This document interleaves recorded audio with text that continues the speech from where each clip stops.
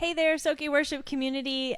One of my favorite things is happening today, which is a double member spotlight. I'm so excited to be here today with Lindsey Sewell, who is the minister of music here at Greenwood Baptist, and one of my favorite worship leaders, Darla Day. So let's just jump in here. Could you please tell us a little bit about how you got started in worship leading? Well, I actually grew up Church of Christ, and then my husband and I got married, and we decided to blend his background and my background and find a church of our own, and so we landed at Hillview, and I was at Hillview for about 5 years, and started leading worship there, and that's where I was up until I came here. Awesome. Yeah. I didn't know that about your background. Yes. Interesting, right? Yes. Same question? Yes. Feels like the beauty pageant. Same question. I'm just kidding. I also grew up at Hillview. I didn't grow up at Hillview. I grew up doing worship at Hillview, but I did not grow up singing worship music. I grew up singing He's Still Working on Me, in my age 4 from the crib. Very small church. And I didn't do anything worship related really until I was at Hillview. And I was there 17 years, and I've been doing it ever since.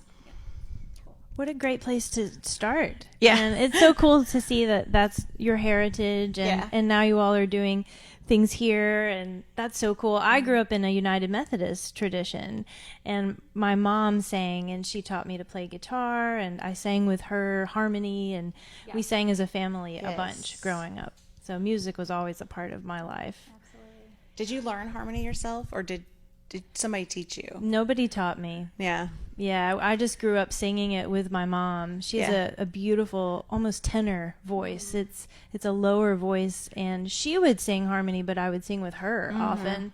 Yeah. It's hard to teach. Yeah, it is. If you all have tried to teach harmony, it can be a little difficult if you don't hear it. I learned. Not gonna say anything. Yeah, you don't have to give examples right now. I'll give a fun fact. I learned how to sing alto with Mariah Carey because I would sing the low to her high.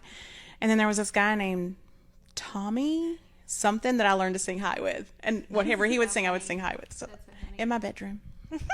Darla always asks me, hey, what's a harmony to this? And I'm like, I cannot sing harmony unless someone's singing the melody. So you sing the melody, I'll sing the harmony, and we'll flip-flop or whatever. She laughs at me. I'm like, all good. You tell me the harmony. You know it. You know it. Go on, girl. Well, speaking of your past and experiences in worship, can you all please give me a favorite worship experience that you have been in or had? Okay. I was in college, and I was, let's see, where were we? Gatlinburg. And it was at a Christian Student Fellowship conference, and Rich Mullins was leading worship. We all love Rich Mullins, right? Do you know who Rich Mullins is? Look him up. Yes. If you don't, look him up. But he was leading worship, and he's just this real purist, realist. What you see is what you get. And he was leading these simple songs, and the whole group in the room was singing all these songs along with him, and all of a sudden he left the stage. And worship continued for 45 minutes a cappella. And it was the first time I'd ever felt true, authentic worship, and I just fell in love because there was nothing produced about it. Yeah. Totally spontaneous. It was awesome. I got goosebumps just thinking That's about beautiful. Me too. Yeah. Gosh. I love Rich Mullins. Wow. I can only pick one? I'm like all of the times. First. For now.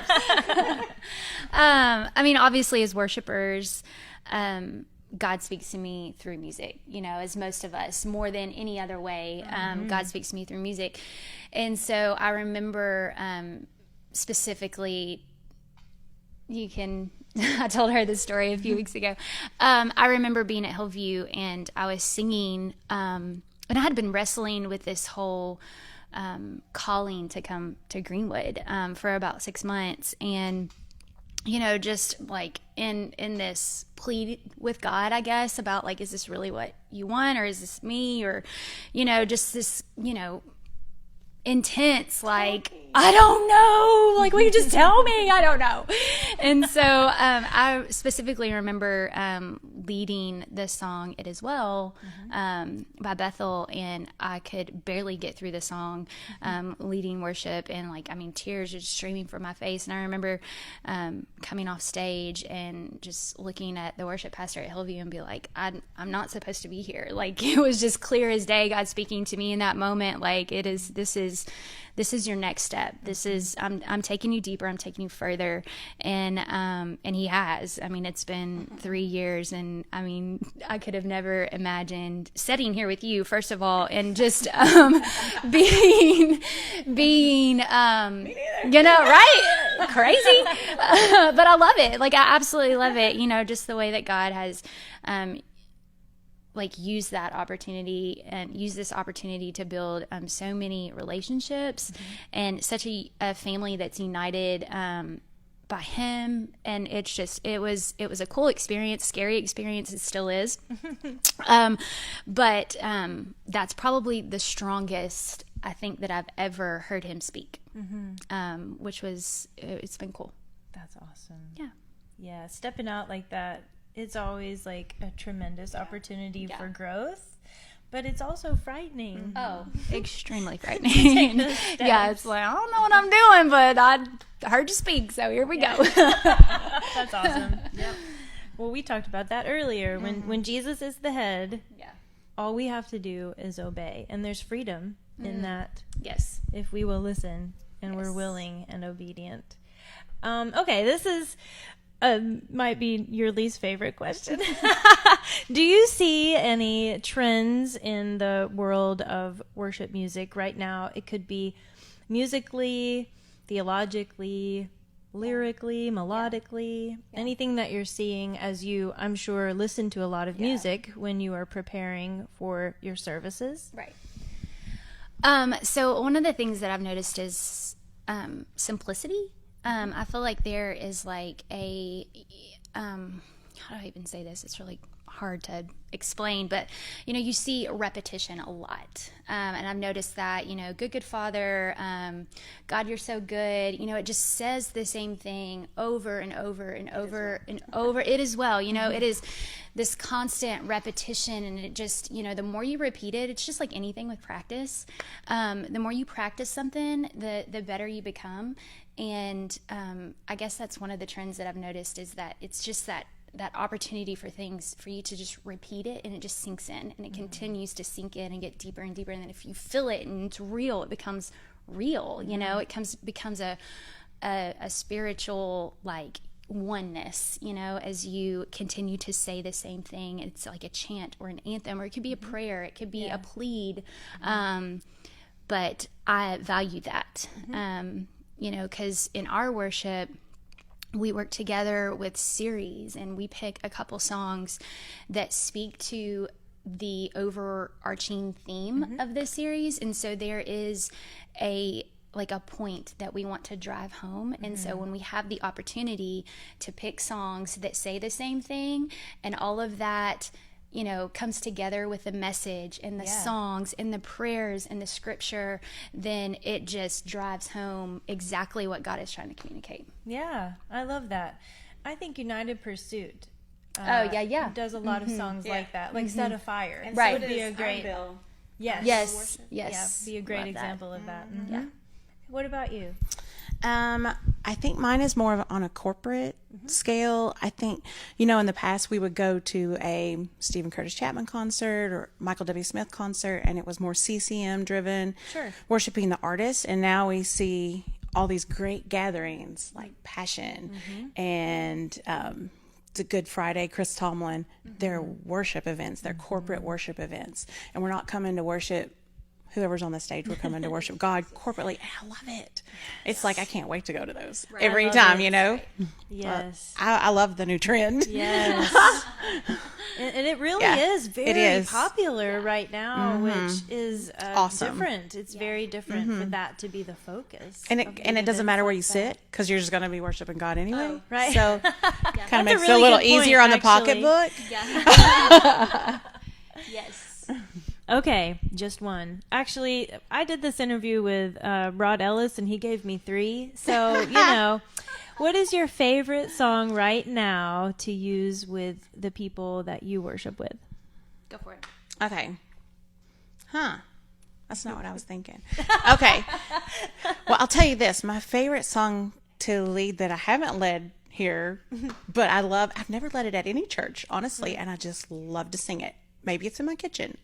Reckless Love, Such a great song. I mean, It's a great song. There's something about that song, and I know a lot of people are sick of it, but it, Not me. just like the song says, it kind of chases me down, and I love to be found Yes. by the words in that song, and I just can't help but stop and just be right there in that moment. Yes. So It's a great song.